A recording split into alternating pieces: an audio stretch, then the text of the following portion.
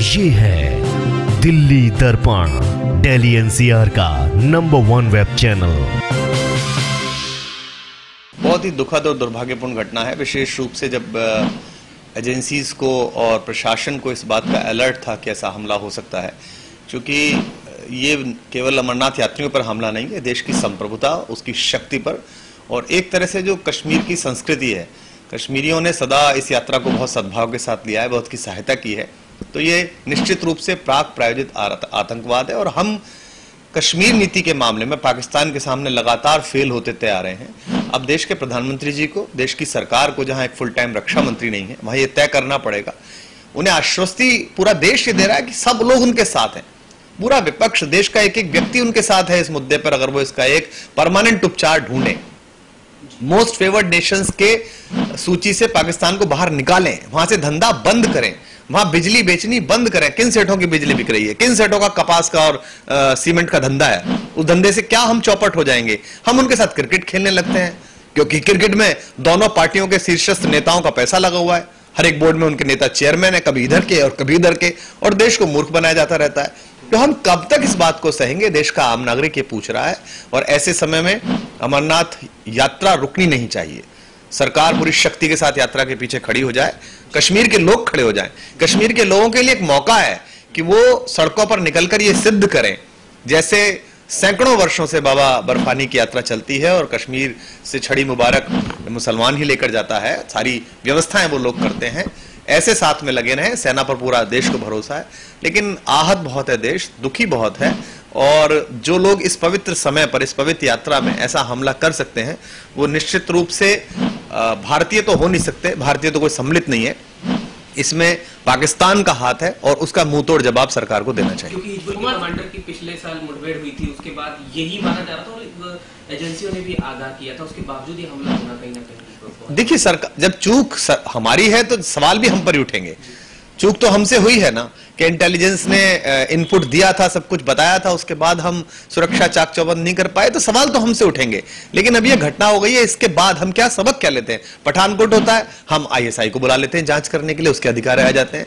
हम कभी केक खाते हैं, कभी हम आंख दिखा देते हैं। तो हम कश्मीर पे एक नीति तय करें, पाकिस्तान पे एक नीति तय करें कि हम इस तरह का व्यवहार आपसे करेंगे। क्या हम उनसे हर तरह के स्तर की बातचीत, चाहे वो संगीत की हो, चाहे व्यापार की हो, चाहे प्यार की हो, चाहे फिल्मों की हो, चाहे क्रिकेट की हो, और चाहे बिजली बेचने के धंधे की हो, जिन सेठों के प्रति इन सरकारों की सहानुभूति है, क्या हम बंद कर सकते हैं? अगले 2 वर्ष के लिए, 3 वर्ष के लिए हम कहेंगे हम तुम्हारी तरफ देखेंगे नहीं, उसके बाद हम अपने देश की सीमाओं को चाक चौबंद करें?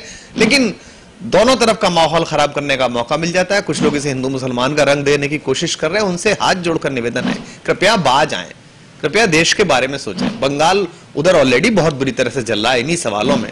अल्पसंख्यक तुष्टीकरण की राजनीति जो इस देश में कांग्रेस ने चलाई थी, उसकी एक और शाखा है ममता जी, उनके माध्यम से, और उसमें बहुसंख्यक तुष्टीकरण लपेट के वोट बैंक दुहने वाले भाजपाई, दोनों मिला के बंगाल को तबाह करने पर तुले हुए हैं कि किसी तरह से अगली सरकारें उनकी बने।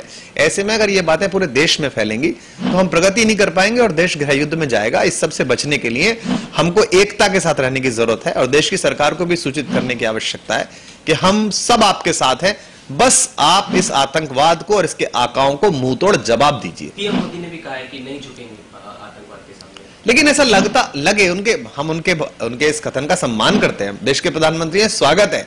पर सर कैसे? आपने पठानकोट के टाइम भी यही कहा था हम नहीं झुकेंगे, उसके बाद पठानकोट के बाद आपने आईएसआई की टीम बुला ली जांच करने के लिए। आपने हर हमले के बाद आपने कहा कि हम इसका मुंहतोड़ उत्तर देंगे। उसके बाद आप फिर दूसरे देशों में जब जाते हैं वहां उसी तरह से गले मिलते हैं। आप कहते हैं सद्भाव बढ़ा रहे हैं। एक बार तय कर लीजिए, अगर आपको सद्भाव की राजनीति पर चलना है तो 50-60 साल चला है ये देश। हमने जवाहरलाल नेहरू जी के शांति के श्वेत कबूतर बहुत उड़ाए हैं और घायल होकर बहुत आए हैं, कबूतरों की लाश बहुत आई है।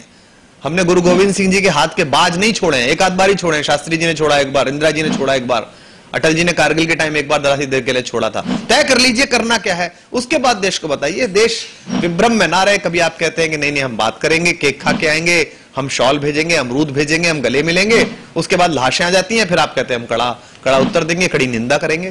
तो देश के लिए दुखद है और मुझ जैसे सामान्य नागरिक के लिए बड़ा कष्ट का विषय है। पूरे देश से अपनी आस्था समेट के आदमी जाता है, जीवन में एक बार उस दृश्य को देखने, उस पवित्र जगह को देखने बाबा बर्फानी की, और अगर उसे रास्ते पर आज जितने लोग गए हैं उनके परिवार वालों का क्या हाल होगा? किसको पता है कि वो 6 लोग कौन है? किसको पता है वो 9 लोग घायल कौन है? क्या लोगों के मन में कितनी पीड़ा, कितना कष्ट है, कितनी चिंताएं हैं, कितना विक्षोभ है? तो मुझे लगता है समय आ गया है कि जब पाकिस्तान की नीति को लेकर भारत को ठीक से सोचना पड़ेगा। पिछले 3 साल से बड़ी ढुलमुल नीति चीन और पाकिस्तान को लेकर चली है और उसके बारे में एक फुल फ्लैश रक्षा मंत्री लीजिए सर। अरुण जी का स्वास्थ्य इस योग्य नहीं है कि वो दोनों चीजों को संभाल सकें। वो खुद भी इस बात को स्वीकार कर चुके हैं कई बार। एक ठीक, आपके पास तो बड़ी फौज है, आप बताते हैं आपके पास बड़े अच्छे लोग हैं, नहीं तो पहले अपने जो प्रेडिसेसर्स थे, नेहरू हैं, इंदिरा जी हैं, उनसे सबक लीजिए। किसी दूसरे दल का आदमी ले लीजिए जो देश के प्रति बहुत चिंतित हो, उसे कहिए कि आप रक्षा संभालिए, बहुत महत्वपूर्ण विषय है। इजराइल को पैसा तो ज्यादा दिया है, हथियार तो आ गया, हौसला भी तो लाइए। तो हौसले के लिए रक्षा मंत्री रखिए। अच्छा कुमार जी, यात्री बहुत दहशत में है, क्या लगता है कि यात्रा जारी रहेगी? यात्रियों का मनोबल बढ़ाना देश की सरकार का और देश के नागरिकों का काम है। नागरिक होने के नाते मुझे लगता है कि भगवान शंकर के द्वार तक जाने का जो उन्होंने संकल्प लिया है, वो किसी भी आतताई की धमकी और उसके अवरोध से रुकना नहीं चाहिए। शंकर का तो मतलब ही है कि रास्ते में जो भी कालकूट विष हो उसे पिया जाए, मंगल के लिए, शिवत्व के लिए, सुंदरम के लिए। और सरकार, सेना और कश्मीर के लोग विशेष रूप से, इन तीनों को सुनिश्चित करना चाहिए कि एक भी यात्री अपनी यात्रा अधूरी करके नहीं आएगा। जो दिवंगत हो गए उनके प्रति शांति की प्रार्थना है, ईश्वर उन्हें अपने चरणों में स्थान दे, लेकिन जो वहां हैं उन सबको पवित्र गुफा तक ले जाना सरकार का दायित्व है। कुमार जी, अलका लंबा ने एक ट्वीट किया है, लिखा है उन्होंने कि साजिश गहरी है, बस गुजरात की है, यात्री और मारे जाने वाले लोग गुजराती है, जत्थे में बस अलग हुई थी, इसके कारण कोई सच्चाई, इसकी जांच होनी चाहिए। ये सब गलत बातें हैं, सब नहीं करनी चाहिए। देश इस समय जिस आंतरिक और बाह्य चुनौती से जूझ रहा है, ऐसे समय में इतने संवेदनशील विषयों पर अनावश्यक बयानबाजी नहीं की जानी चाहिए। हम राजनीतिक रूप से एक दूसरे के विरोधी हैं, हम एक दूसरे के खिलाफ चुनाव लड़ेंगे, एक दूसरे की नीतियों के खिलाफ देश भर में प्रदर्शन, धरने करेंगे, सब कुछ करेंगे, लेकिन जो नागरिक वहां गया है वो भाजपा, कांग्रेस का, आम आदमी पार्टी का नहीं था। वो श्रद्धालु देश का नागरिक है, उसकी सुरक्षा में रत देश की सेना है।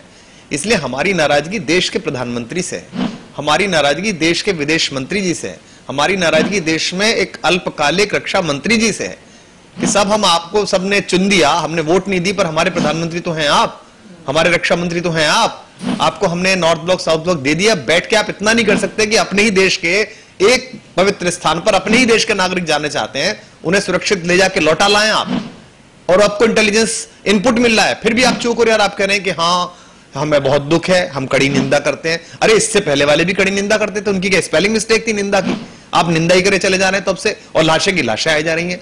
आपके यहाँ तो क्रिकेट हो जाती है, पैसा कम जाता है, दोनों तरफ से नॉट आ जाते हैं, इधर से क्रिकेट हो रही है, इधर से क्रिकेट हो रही है, पाकिस्तान से खेलेंगे जी, और आप गुलाम अली की गजलों पर आपत्ति करते हैं। बंद करिए, गुलाम अली की गजलें भी बंद करिए भाई, क्रिकेट भी बंद करिए, पर ये जो धंधा चल रहा है आपकी बिजली जो बेच रहा है सेठ आपका, उसको भी बंद करिए कि बिजली नहीं बेचेगा।